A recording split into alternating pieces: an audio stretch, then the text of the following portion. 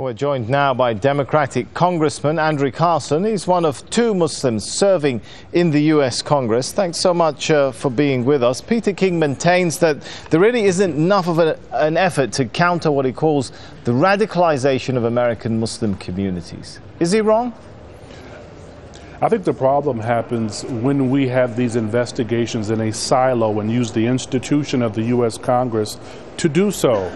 When we talk about terrorism, we have to broaden the scope. We have to talk about neo-Nazis. We have to talk about skinheads and others who have proven to pose a greater threat to our internal security. That is not to say that extremists who claim to be Muslims shouldn't be monitored, shouldn't be dealt with effectively and brought to justice. But my hope is that we broaden the scope and include all terroristic activity and not just limit to so-called Muslims. Why shouldn't it be held in the Congress, sir? He says it's precisely the sort of effort that should be carried out.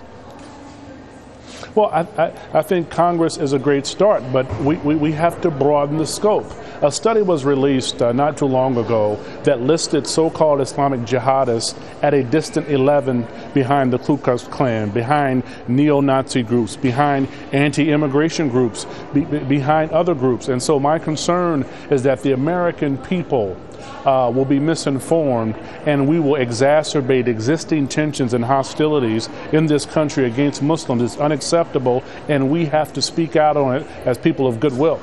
Well, if the threat perhaps from armed elements within the Muslim community is behind all those other groups that you put there, what is driving this? I mean, is there a political agenda that's driving the focus onto Muslim communities? Well, I don't know what's in Chairman King's head, but one gets the sense that this could perhaps be an attempt to strengthen his national profile. My hope is that he doesn't do it on the backs of the millions of Muslims who are making positive contributions in our country today. Given our economic downturn, there are Muslims who are putting Americans back to work.